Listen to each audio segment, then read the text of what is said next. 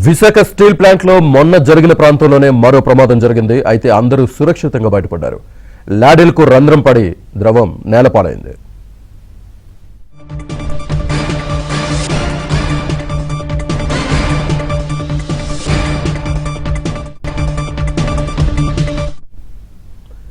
Visakha steel plant లో మొన్న జరిగిన ప్రాంతంలోనే మరో ప్రమాదం జరిగింది. అయితే అందరూ సురక్షితంగా బయటపడ్డారు. లాడిల్ కు రంధ్రం పడి ద్రవం నేలపాలైంది. పూర్తి డీటెయిల్స్ మా కరెస్పాండెంట్ నాయుడు అందిస్తారు.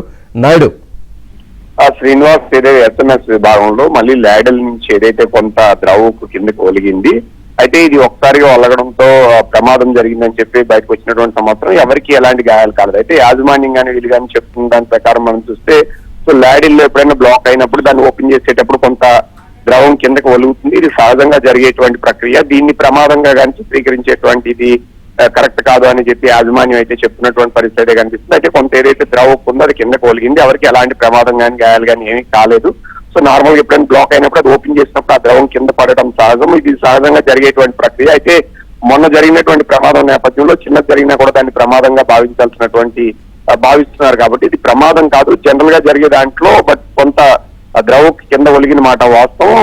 అందులో ఇది ప్రమాదం కాదు అనేది చెప్పి ఉప్పు యాజమాన్యం కానీ వీళ్ళు కానీ చెప్తున్నారు. అయితే ఒకసారిగా మళ్ళీ జరిగాక ఇలాంటి పొరపాట్లు జరగవని నిన్నే ఆల్రెడీ హామీ ఇచ్చినటువంటి నేపథ్యంలో సో మళ్ళీ అది బ్లాక్ అవడం వల్ల ఒకసారిగా అది కింద ఒలగడంతో పూర్తి స్థాయిలో కార్మికులు కానీ మిగతా వాళ్ళు కానీ కొంత భయాందోళనకు గురవుతున్నటువంటి పరిస్థితి అయితే ఉందనేది మనం చెప్పొచ్చు. Srinivas, right, thank you very much Naidu.